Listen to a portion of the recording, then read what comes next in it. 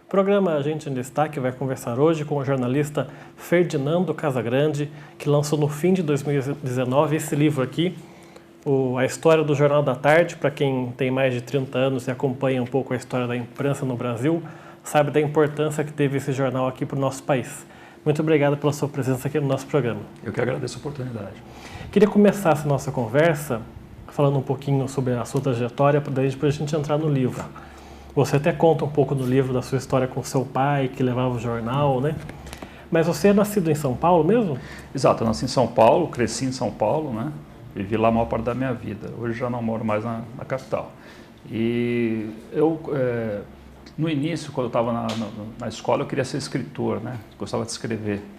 Daí surgiu o jornalismo como uma possibilidade de escrever e ter uma carreira, né? Uma profissão que fosse um pouco mais estável, né?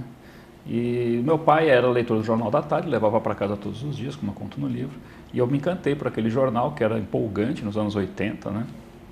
E daí resolvi virar jornalista, botei isso na cabeça e fui, né? E interessante que o jornalismo acabou me dando, no caso do Jornal da Tarde, material para lançar meu primeiro livro, que era O Sonho Anterior. E o seu começo como leitor do Jornal da Tarde, ainda quando criança, uns 10 anos por aí? Por volta de 11, 12 anos. Eu me encantava muito com o Caderno de Sábado, era um suplemento semanal em que eles pegavam um tema e aí abordavam esse tema sob todas as perspectivas, né? Então eu colecionava, tinha um sobre o Estado Novo, outro sobre a Segunda Guerra Mundial, enfim, eu colecionava isso porque eram textos muito bem escritos e você aprendia muito naquele caderno. E alguma notícia da sua infância, adolescência, que você recebeu do jornal que seu pai trazia, mais marcou você, não? Então, eu me lembro muito bem dessa, que é a capa mais famosa do Jornal da Tarde, de 1982, né? Eu tinha então 11 anos, foi quando o Brasil foi desclassificado da Copa do Mundo na Espanha, né? Aquele time era empolgante, e eu assisti os jogos com a camiseta da seleção, e aí eu me lembro muito, marcou muito essa capa, quando meu pai trouxe o jornal no dia seguinte, né? Aquela foto do menino chorando. É uma das que eu me lembro daquela época. E aí você faz faculdade em São Paulo mesmo? Isso, eu cursei jornalismo na Pontifícia Universidade Católica de São Paulo, na PUC. E o primeiro emprego seu é exatamente no JT? Exato, por uma coincidência, né? Eu estava no segundo ano da faculdade ainda, quando chegou até mim a notícia de que havia um estágio na redação do Jornal da Tarde. Seria só para 2 semanas, para os estudantes conhecerem como funcionava uma redação. Aí me ofereceram, você não quer ir lá ver e tal? Eu fui, né? E daí no final daquela segunda semana o editor, que na época foi meu primeiro chefe, era o editor Laurentino Gomes, escritor, né? O Laurentino me chamou e falou assim, fica aí, nós gostamos de você, fica como estagiário. Daí eu fiquei 6 anos lá, foi meu primeiro emprego. Lá você vão 30 anos, né? Da sua primeira passagem lá. Exatamente, 1990. E a ideia de você escrever o livro vem em que circunstância? Então, em 2012, quando o jornal acabou, eu trabalhava como editor da primeira página do site da Veja, em São Paulo, né? Na editora Abril. E aí veio essa notícia, o Jornal da Tarde vai fechar, o último dia é amanhã. Eu tive essa vontade, o Jornal da Tarde, ele foi um jornal muito importante para a história do jornalismo brasileiro, porque ele mudou a maneira como se fazia jornalismo impresso, mas ele estava acabando de uma maneira que as pessoas não sabiam a importância que ele havia tido, né? Essa história precisaria ser resgatada.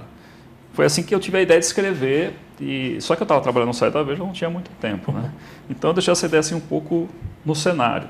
Aí um pouco depois um amigo meu me procurou, ele tinha acabado de fundar uma editora pequena, nova, me oferecendo se eu não queria escrever algum livro sobre África, porque eu tinha morado na África um pouco antes, né? Aí eu falei, não, olha, mas tem o livro do Jornal da Tarde. Aí ele na hora topou, daí eu abracei o projeto. E foi um livro que, quando você foi lançar, foi primeiro lançado digitalmente, né? Exato. Então, te contei a história de como eu comecei a tocar o projeto, né? Quando eu finalmente terminei isso, que já foi em 2015, né? Porque finalzinho de 2012 eu comecei a apurar, fazer as entrevistas. Em 2015 ele estava escrito. Aí eu fui batalhar a editora, porque meu amigo já tinha fechado a editora dele, já tinha quebrado, né? E eu fui batalhar editoras, e aí nenhuma editora tradicional quis avaliar o livro. Na verdade, a única editora que topou receber os originais foi a Record, né? mas na época o editor até me explicou que não tinha um prazo para me dar uma resposta. Aí eu esperei algum tempo, como estava difícil de conseguir uma resposta, uma amiga minha tinha uma editora só de livros digitais, ela queria publicar, né? E aí a gente fechou o contrato e foi lançado primeiro no modelo digital, e-book, né? Eu te falei já pelas redes sociais que gostei muito do livro, agora falo publicamente que o livro realmente é muito bom, é delicioso da leitura, a gente viaja pela história do Jornal da Tarde. Eu comecei a ler, até falei para você antes da gravação, que tem essa semelhança, né, que meu pai também trazia para casa, mas era o Diário Popular, né, não era o Jornal da Tarde. Eu comecei a ler jornal por conta do Diário Popular. É um livro de 380 páginas, mais ou menos, e eu queria começar a entrar nessa história do JT, que é como se fosse um braço do Estadão, né? Exato. Que foi criado, assim, entre aspas, como uma espécie de prêmio de consolação para um filho do Júlio Mesquita. Né? Eles não gostam muito dessa avaliação, né? O que acontece ali, a família tinha naquele momento, os anos 60, tinha 2 irmãos que tocavam a empresa, né? Que era o Dr. Julinho, no ramo editorial, o Dr. Francisco no ramo, na parte administrativa. E eles tinham 3 herdeiros cada um. Então, o Dr. Julinho e o Dr. Francisco imaginaram uma reengenharia para acomodar esses herdeiros, né, em posições que eles pudessem também aumentar a lucratividade da empresa. E o Dr. Julinho tinha uma visão, ele gostava de dizer que ele era só jornalista, mas ele tinha uma visão de espaço para um jornal jovem, né? Porque o Estado era aquele jornal super formal, né? Até um pouco antes nem publicava notícias nacionais na capa, só notícias internacionais, né? Tem uma passagem muito interessante em que, quando morreu Getúlio Vargas, quando ele se suicidou, o Estado não queria publicar na capa a notícia do suicídio. Né? Enfim, tem muitas... Era um jornal muito formal. Pesado, né? Exato. E aquela juventude dos anos 60 era uma juventude que estava transformando em muitos campos. Ela não ia se adequar àquele jornal. Então o Dr. Julinho enxergou esse caminho. Na questão familiar, ele tinha 2 filhos, tinha 3 filhos e 2 deles com um perfil jornalístico muito forte, que poderiam, com capacidade para assumir a redação do Estado. Né? Ele teria que escolher, já estava escolhido um, que era o Júlio Neto, né? Era o primogênito. Então ele criou o segundo jornal e o Rui foi escolhido para administrar. Né? E era o seu Júlio que chamava o JT desde o começo de Estadinho, né? Exato, exatamente. Porque quando ele era jovem, o pai dele dirigia a redação, ele começou a trabalhar lá e ele editou uma edição vespertina do Estado durante a Primeira Guerra Mundial, né? E essa edição vespertina, que era mais jovial também, um pouco mais irreverente, era chamada de Estadinho. Então a ideia era atualizar as notícias da guerra no fim do dia. E ele é quem editava esse material. E era o Estadinho, ele continuou chamando o jornal de Estadinho. O Estadão, que na época já era um jornal quase centenário, né? Que tinha nascido como província de São Paulo em 1875. Né? Exato.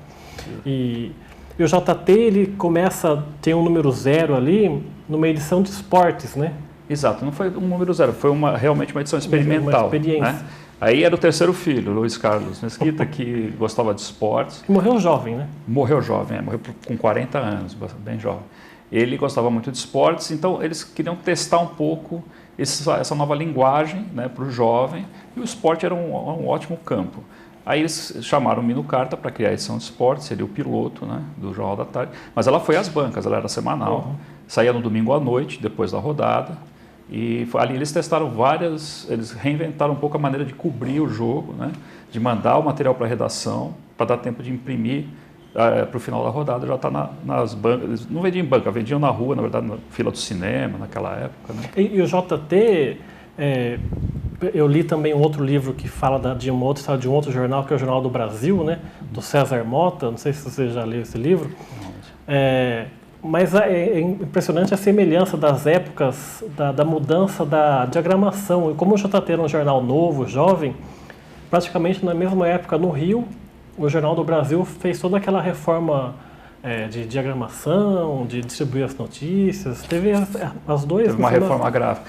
O JB, eu não li esse livro que você citou, mas pelo que eu sei um pouco da história do JB, ele fez uma reforma editorial, né? Que aí ele trouxe o famoso lead com as 5 perguntas básicas no início de cada reportagem, ali pelos anos 50, e depois ele fez uma reforma gráfica, né?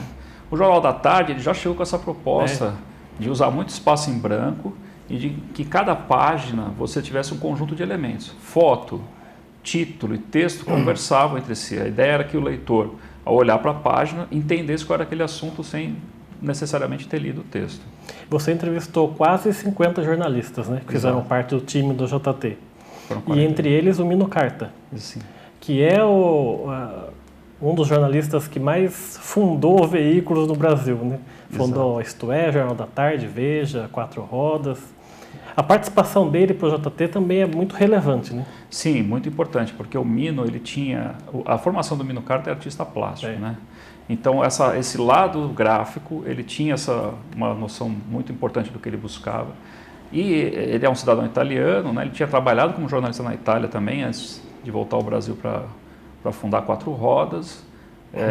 Então, ele tinha também toda uma experiência de bagagem e de leitura de jornalismo no mundo, que tudo isso foi muito importante na criação de um veículo diferente. Para ajudar, ele trouxe o Murilo Felisberto, que também era um conhecedor da imprensa internacional, né? Então, essa união foi muito feliz ali naqueles 2 primeiros anos do JT. Que era ainda na Major Quedinho, né, o endereço. No edifício da Major Quedinho, exatamente, no centro de São Paulo. Eu queria que você contasse um pouco, antes da gente continuar falando do JT, dos bastidores dessas entrevistas que você fez. Teve jornalista que se emocionou ao recordar o JT, ou que se recusou a dar uma entrevista? Teve uma... Eu tive só 2 casos de recusa, né, que foram o Percival de Souza, meu amigo, conheci ele quando trabalhei lá, e o Ivan Ângelo, né? O motivo deles, eles não me disseram porque não queriam. O Percival, tanto o Percival quanto o Ivan, eles alegaram falta de tempo e tal. Mas aí, conversando com outros jornalistas, falaram, não, tem alguma questão jurídica aí, eles tinham saído da empresa não muito feliz, a forma como havia sido feito o desligamento, eu não tenho detalhes. E aí, me parece que eles estavam movendo alguma ação, então preferiram não falar, né? Foi uma pena, porque são dois personagens importantíssimos, né? O Ivan foi secretário de redação por muitos anos, né? Mas, assim, todos os outros que eu procurei aceitaram falar, inclusive a família Mesquita, né? O Rodrigo Mesquita, o Fernão foram muito solícitos, me receberam e contaram todas as histórias. Nunca tive nenhum problema nesse sentido. De emoção, não teve assim muita gente se emocionando. Uma coisa muito curiosa que aconteceu nas entrevistas é o seguinte: muitas das histórias tinham 3, 4 versões diferentes, porque cada um contava de um jeito, né? E às vezes elas eram conflitantes entre si, aí eu tinha que partir para outra pessoa. Pô, você lembra dessa história? E acabava tentando chegar num denominador comum, né? Eliminar os excessos porque era um pessoal muito criativo, esse pessoal que criou o Jornal da Tarde, continua sendo, né? Então, às vezes, a história floreava um pouco, mas eu queria ter um rigor, assim, para não botar coisas que não fossem exatamente verdadeiras. De qualquer jeito, você estava escrevendo uma biografia do JT aqui, exato, né? Eu até digo lá na entrada do livro que foi a biografia uma biografia, né?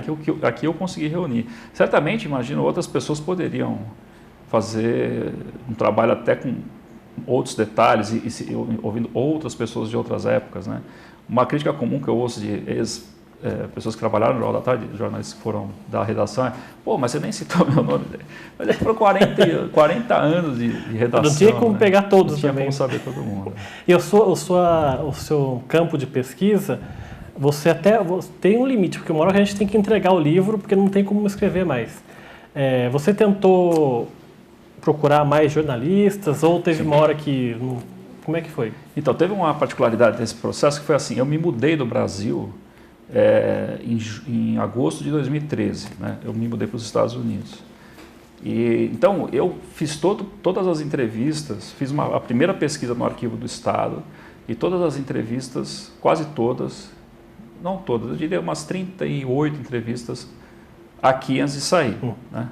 Mas na hora que você começa a escrever, você começa a ter dúvidas e começa a surgir outros detalhes. Então, eu acabei recorrendo a esses jornalistas de lá, eu me comunicava por e-mail, e eles indicavam outras pessoas. Daí o número de entrevistados cresceu, alguns por Skype, outros por e-mail mesmo, né, para poder complementar. E até o próprio Arquivo do Estado, eu fiz pesquisas online, eles, na época eu entrei em contato, eles me liberaram para poder acessar datas de mortes, esse tipo de coisa.